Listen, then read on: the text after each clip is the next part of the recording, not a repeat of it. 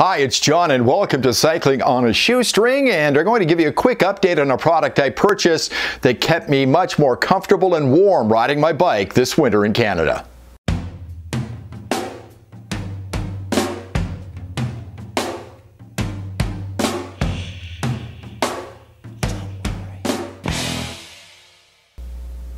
Thank you very much for tuning in, and I thought this would be a great opportunity to give you more of a long-term review of a product I did review earlier, the Shimano MW7 winter cycling shoes. And when I reviewed these the first time, I went outside for the very first time and put them on and was impressed with them, and they continue to impress me now.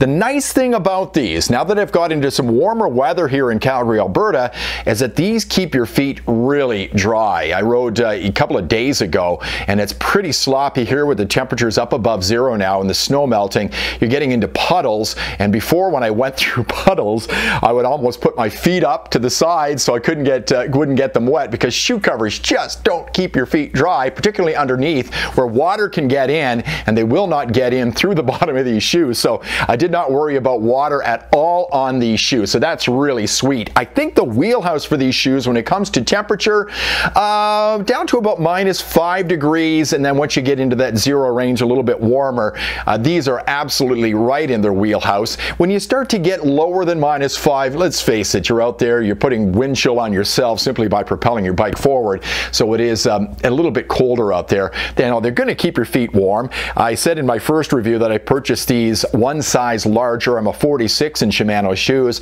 I got a 47, so on colder days when I went out, I put on thicker socks, which keep your feet warmer. But even on days like that, your face gets so cold, you're probably coming in after an hour, hour and a half anyway. That's just the way I feel. I'm more of a warm weather rider.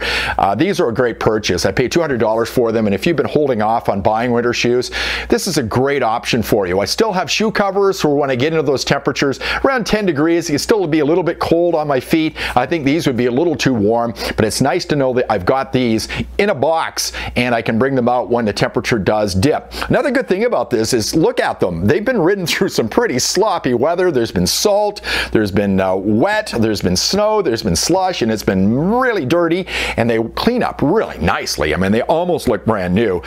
They're really clean off easily. You're not going to have any difficulties, and they're not going to look sloppy. The bottoms haven't seen too much when it comes to pavement, simply because I've been walking in snow and ice.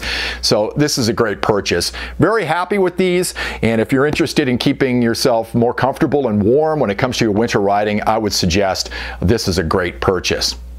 Thank you very much for tuning in to this edition of Cycling on a Shoestring. You might want to check out some of my rides. Just check out the playlist, Rides. I've got a number of photo logs, rides here in Calgary, also out in British Columbia, around Alberta in the Rocky Mountains, both mountain and road. So check those out. If you like this video, if it was helpful, please give me a thumbs up. Also subscribe to the channel. That'd be terrific. Ring the bell as well for notifications on new videos. And I'd like to thank you again for watching Cycling on a Shoestring.